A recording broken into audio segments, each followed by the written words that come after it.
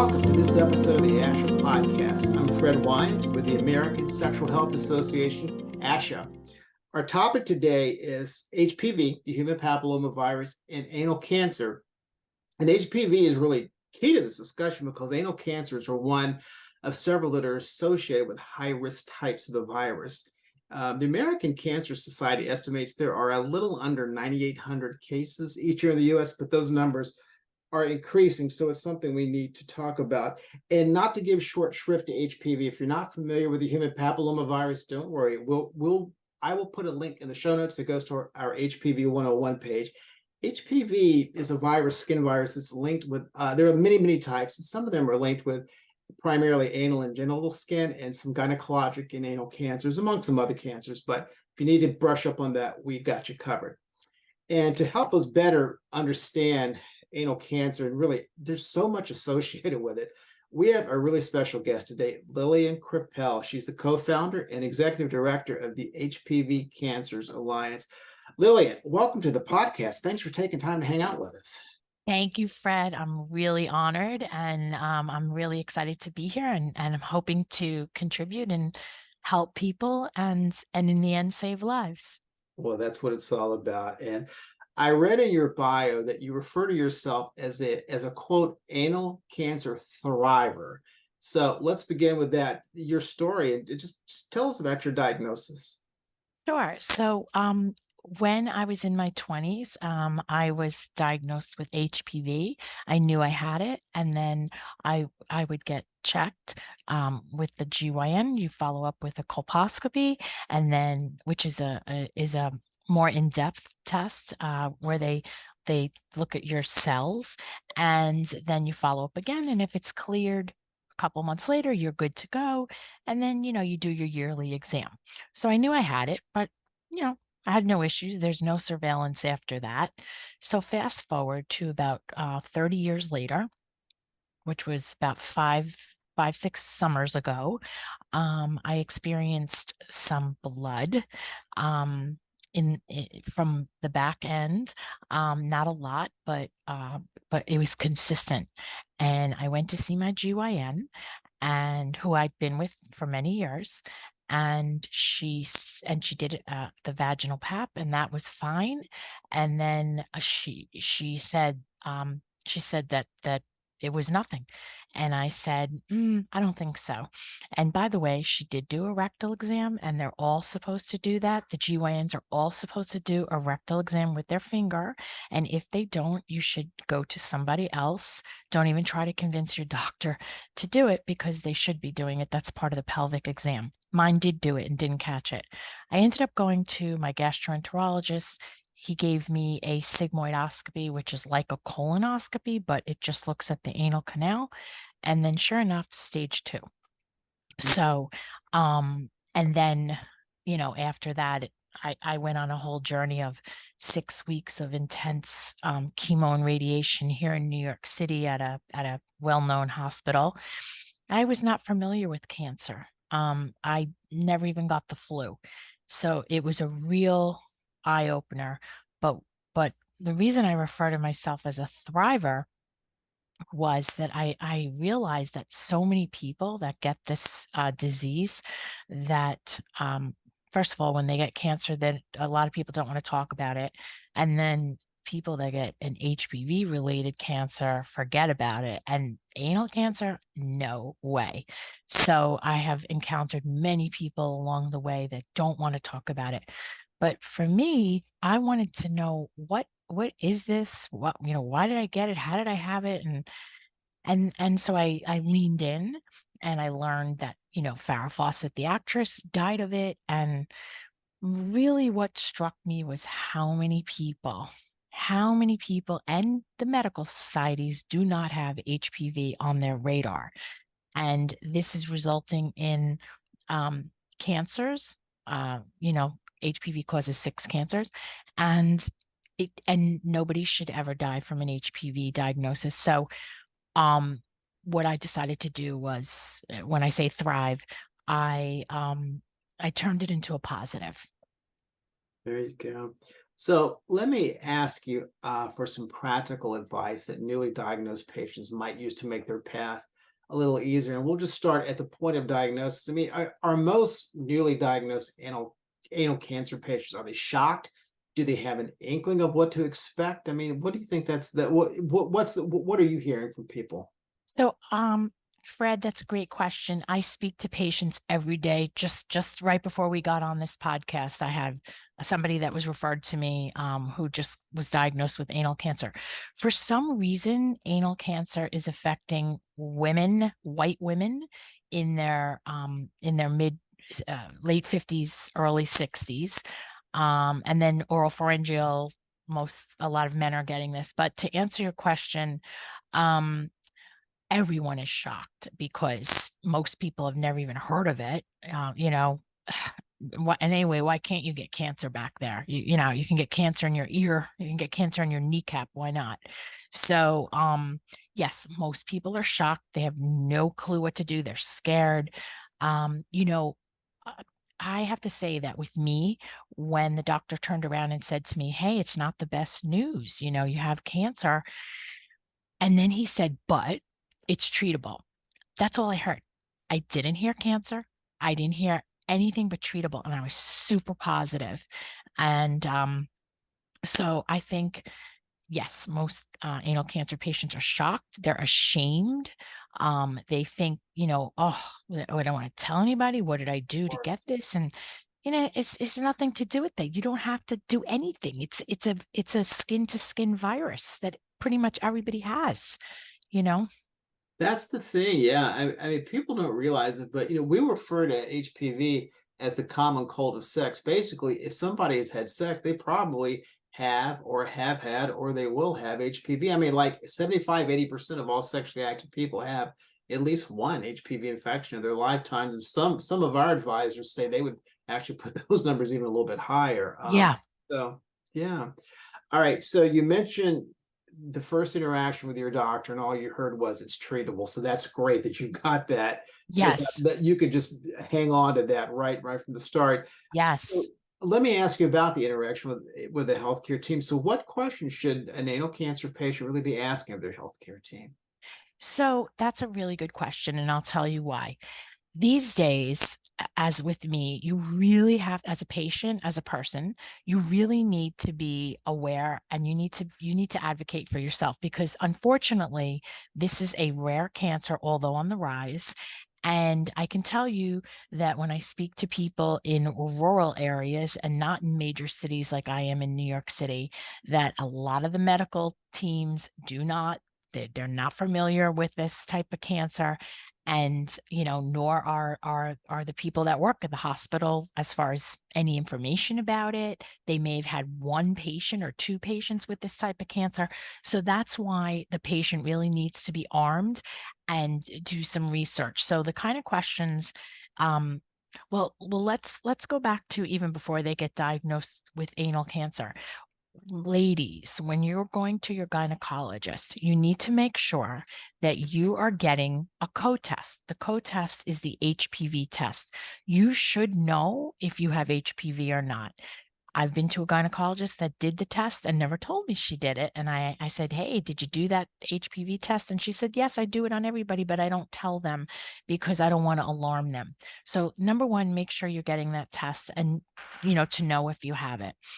Don't be alarmed if you think you've never had it, and then it comes up. Don't jump to the conclusion that your husband or your boyfriend is cheating. You've probably had it all your life and it just didn't show up.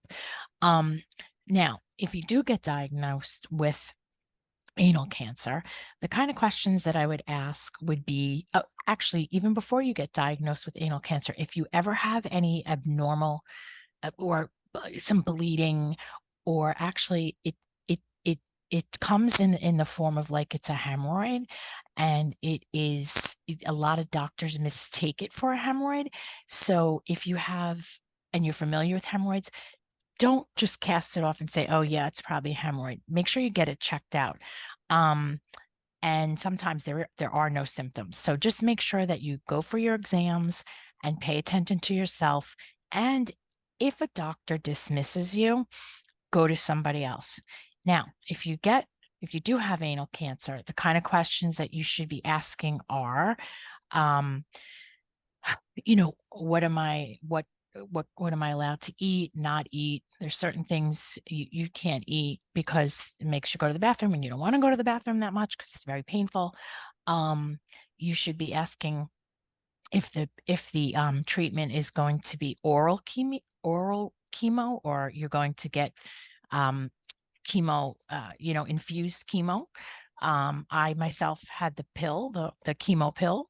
Mm, You should find out about getting painkillers in advance, nausea medication in advance. I never got nauseous once, but I mm, definitely was in pain and I needed those painkillers. Um, you should also find out about uh, during, this is very, very important, during your treatment, you should absolutely be using a dilator, and that is to keep the organs intact. And I can tell you that MD Anderson Major Cancer Hospital and Sloan Kettering and a few other major hospitals use the dilator, but there's a lot of hospitals and doctors that don't even know about it. And you need to have that because that protects and keeps your organs intact. The other thing you need to know is when you're finished with treatment, you should have a follow-up plan. And the follow-up plan includes pelvic floor therapy after you're more healed. And a lot of the hospitals don't even talk about that. You're done with your treatment and it's like, bye. No, you need to know that pelvic floor therapy is part of a follow-up for this type of treatment because there's a lot of scarring from radiation. And luckily I'm fine, but there are anal cancer patients that they can't make it to the bathroom in time. They have had to go on disability because they need a bathroom right next to them. And so just make sure that you're aware of all this. And also in addition to my organization, HPV Cancers Alliance, there's also the Anal Cancer Foundation, and that's a great organization for resources. You touched on co-testing, and so I'm assuming what you're talking about, there's like an HPV PAP co-test for that's part of cervical cancer screening. Is that right? Yes, Okay. exactly. Okay. Very good. Yes, Yeah, yes. because we really don't have widely recommended anal cancer screening for the general population, right? Well, no, nothing like No, with what we have for cervical cancer. no, because there's my GYN did do the digital rectal exam, but they're not all doing it. And in speaking with a CEO of a major medical organization who had and a woman who had no clue about rectal exams, it's pretty alarming and it's scary to me. You mentioned that you had chemo and radiation as part of your treatment. So what do people need to know to prepare themselves for the treatment, but and really also to manage the side effects? Unfortunately, you didn't have a lot, it sounds like. Yeah. So, when I talk to patients, I hear about all different types of side effects. Like my side effects, like my fingernails, some of them turn black. I know some people that they get lymphedema, or their skin kind of falls off in that in the back area. I didn't have really much. I didn't get nauseous, but I had pain. And I know somebody that didn't have any pain, but she was nauseous. So, there's a whole gamut of possibilities for side effects. But I'll tell you one thing. When I was going through everything, um, I spoke to somebody who she had she had radiation for breast cancer, and she gave me a great tip. And she said you should be getting an aloe plant, an actual aloe, a real aloe plant, not something you buy in the drugstore. And then you put it in the freezer and make sure it's cold, and then you can use that, like the leaf itself. You can like kind of open it up and then like put it back there to cool you off. And that was really helpful because aloe is healing. And an MD is not going to tell you that. They're not going to come up with like an aloe solution or tell you to use aloe. And Right. that was really, really, really helpful. So let me ask you about partners and caregivers, loved ones, how to engage with them. This is yes, like you said, it's not an easy thing to talk about. So what about a spouse or somebody who's helping to take care of the patient? What do they need to know? How do we need to talk with them? So that's a great question. Actually, we did a webinar called "How to Talk to Your Loved Ones About an HPV Diagnosis and How to Talk to Your Loved Ones About an HPV Cancer, that you have HPV cancer," and we have that downloaded on our website. But um, I think the first thing is me, I normalized it, I think some other people, most people are shocked because they've never heard of it. And then, then there's this like whole stigma thing, and a lot of patients are not saying what it is. They're saying it's colon cancer, they're saying it's this, that, instead of saying Right. what it really is. I think the way we can engage partners and caregivers are you need to be honest, and some of the things that I needed were like emotional support. A lot of my friends came with me to the hospital, um maybe some food shopping here and there, maybe sending out my laundry. But as far as engaging they should be, eh, they shouldn't be judgmental. And they should recognize that this is like they probably have HPV too. And unfortunately, for whatever reason, your immune system is down and you can get this cancer later in life. And nobody should be shamed, and they should just be supportive. And to recognize that it's not a death sentence. And you can probably be okay, if you follow the course that your doctor gives you. And I'll tell you something, Fred. I have somebody who said to me, "Oh, well, I think I'm just going to go to the drugstore and like just get some healthy juices and stuff." Right.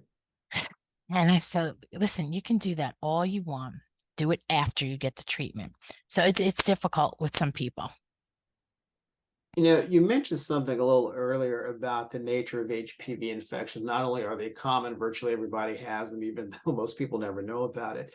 But you said, keep in mind that this doesn't mean that your partner has run out and cheated on you. This could be something that could go back months, years, before it's actually any sign of it comes up, or before it's detected. So I think that is a really, really good point. The other thing too is sometimes partners will understandably worry about themselves. If their part, when the patient's diagnosed, but the partner's like, well, what does this mean for me? Do I have HPV? Am I going to have a problem? We talk to those partners, not infrequently. And so this my point here is this may be a good time to just talk about the fact that HPV is incredibly common, but most cases are cleared naturally by the immune system, even with the so-called high risk types that we link with cancer. Most of them aren't terribly dangerous. Those infections, typically, we have them, they come and go. We never know that they were there. We never have a single positive screening test. I mean, most people just are blissfully unaware, and the body takes care of it in due course. So, I think that gets back to what you're talking about. Just keep perspective. It does, not getting alarmist about it. But we do get a lot of people who wonder, what does this mean for me if my partner has it? And in most cases, not a lot, but it's good to talk about it, but you have to talk about it, right? And Right. like you said, and my next question, I was going to dive a little bit into the stigma, and you actually did a great job of sort of anticipating and answering some of the things I was going to talk about. How do people deal with the stigma? Because yeah, anytime you're dealing with something quote down there, especially when HPV is involved. And I love what you said, that sometimes the anal cancer patients, they'll call it colon cancer because that's just easier, to Yeah. talk about. Yeah. And I'd never thought about that, but that makes perfect sense. Someone would do that. Yeah. So, I think so a couple of things. So first of all, Justine from the Anal Cancer Foundation, her mother died of anal cancer. Her mom was healthy. She was diagnosed with HPV in her 20s, and she got the cells burned off. So a common misconception is when women think that, oh, they got the cells burned off, or they had it ablated, whatever you want to call it, that Mhm. they're good to go. This virus, it lays dormant. if it doesn't show up on your paps, it just means that it's not active. But you have the virus.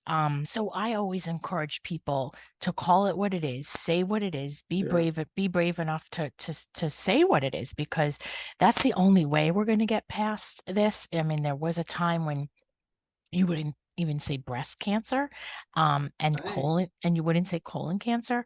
And now, like, I'm getting postcards in the mail about, get your colon cancer screening. Mm, So, it's something that is we all pretty much have. You didn't do anything wrong. You didn't do anything bad. And by the way, if you're wondering, oh my God, my partner has HPV or I have HPV, what is my partner going to think? Guess what? Your partner probably already has it. So, you know right. what? It's okay. I mean, it's not a death sentence. And like you said, most people, it doesn't turn into anything. That's why I was just so surprised that I got this, because I was healthy. I worked out. Personally, I think it was from stress, but I don't know. Yeah. I had no idea my immune system Right. was down. Right. Yeah. And so prevention largely focuses on the vaccine. We have this wonderful vaccine that covers 9 types of HPV, the ones that are linked with the vast majority of cervical and anal, some other cancers. So it is a fantastic public health triumph, Lillian. And the reason that we really stress the vaccine so much, especially with anal cancer, is because we don't have those screening tests. You mentioned like the PAP test, which is great for determining, if there's anything going on with the cervix. And of course, HPV test can see if there's HPV of the cervix, but that doesn't tell you a thing about other parts of the body, such as the anus. You could have anal HPV and your PAP and HPV co-test is, not going to pick up on that because it's not testing that part of the body. So Hmm. that's why it's good to pay attention. And if something's going on, even if it's of course it's not the most comfortable thing to do to go have these conversations, but you really need to have them. And fortunately, we do have this vaccine. So let me ask you. I'm just curious. How do you talk to people about getting vaccinated, especially if they're a little skeptical? We run into that a lot with vaccines.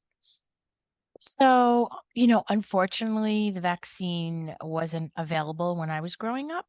And I actually did get the vaccine at age 53. And the reason why I got it was I thought, oh, well, there's so many strains of HPV. Maybe it'll protect me against a strain that I don't have.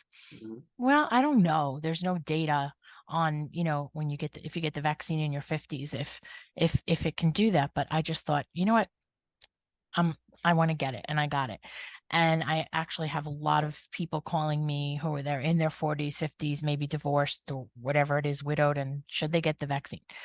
I tell them, I tell people I got it. And I always say, check with your doctor.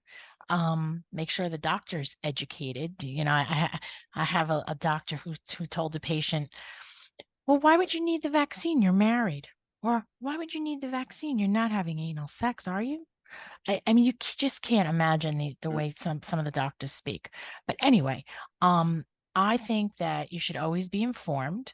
And I think that you can look into it and make your own, do some research and make your own choices. Oh, and by the way, I know what I wanted to say earlier about the stigma. Sorry, I'm jumping around. Sure. My partner, Marsha Cross, the actress, so she also had anal cancer. And again, she had no symptoms. So 2 points I want to make is, you know, even if you don't, even if you don't feel anything, it doesn't mean you don't have it, right? Hopefully you don't. But my suggestion is that when you see a gynecologist, make sure that the gynecologist does a digital rectal exam. And if they don't do it, don't go to them, and don't try to ask your doctor that doesn't do it to do it, because they're probably not going to do it the right way. And then the second thing is, Marsha says it all the time. We were on a podcast a few weeks ago. She's like, I love my anus. It does wonderful things. Thank God I have an anus. Because you know what, everybody, if you get anal cancer twice, in the same area, then they have to remove your anus. And I have a 41-year-old patient that happened to, because she was in the wrong position during radiation. And we mentioned it to her, but I don't know what happened. I don't know if she said something to the doctor. I don't know. She was in a very rural area. And, Mhm. this is what I'm talking about. And let's talk about the vaccine, just like in terms of the recommendations. So we have this great vaccine. It's approved and strongly recommended that everybody, regardless of gender, through age 26, get the vaccine. Period. They're just really that it because it works so well. And the reason they want to get into people so young is ideally that you'll have protection in place before somebody becomes sexually active, for one thing. And also, I think the younger you get it, the more robust immune response. But it's also FDA approved through age 45 as part of a shared decision making process. And like you said, if somebody is older and they're not really sure about it, but they're curious, ask your healthcare provider and see what they say, just like Lillian did. Yeah, Okay. absolutely. Yeah, absolutely. All right. So tell us something about your organization. You are one of the bosses of the HPV Cancer Alliance. Tell us about it. What are you doing there? So, thank you. So when this all happened to me, I said I was in a state of shock that it happened to me, but then I was in more shock that the average person has no clue about it and that they're walking around with it. So I decided, oh, I got to do something about this. It was almost like finding an amazing dress on sale, and I had to tell everybody. So I created the HPV Cancers Alliance with two co-founders, the actress Marsha Cross, and then businessman friend Dan Lifton. And we created this organization to create education and awareness about this virus. And we are 3 years old, but we're mighty. And we have done a lot of amazing events and webinars. But most notably, we went to Capitol Hill in April to garner support for the Prevent HPV Cancers Act, which we garnered bipartisan support in the House. So, Lillian Kreppel, a survivor and thriver, has been our guest today. Lillian, thank you for your time. And how can people get in touch with you or find out more about the HPV Cancers Alliance? Sure. They can go to you can go to hpvca.org, and you could submit anything through there, or you can reach me at Lillian, Lillian at hpvca.org. That's perfect. And we will put all that in the show notes. So, folks, you can just click and you can connect with Lillian. Lillian, thank you again. You're wonderful. And I really appreciate your time today. Thank you, Fred. Thank you for having me. I hope this helps 200,000 more people. There you go. There you go. And thank you, intrepid listener, for tuning into our conversation. Keep checking back with us often because we're always rolling out new resources, and you can send feedback, including ideas for future podcast episodes, to info@ashasexualhealth.org. Until next time, take care, everybody.